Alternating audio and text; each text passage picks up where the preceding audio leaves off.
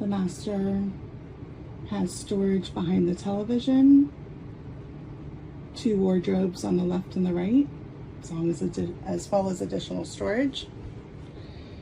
You have another drawer under the bed. This is a king size bed. You're able to access from either side, a little bit on each side. There's storage above that goes all the way through, including the center point.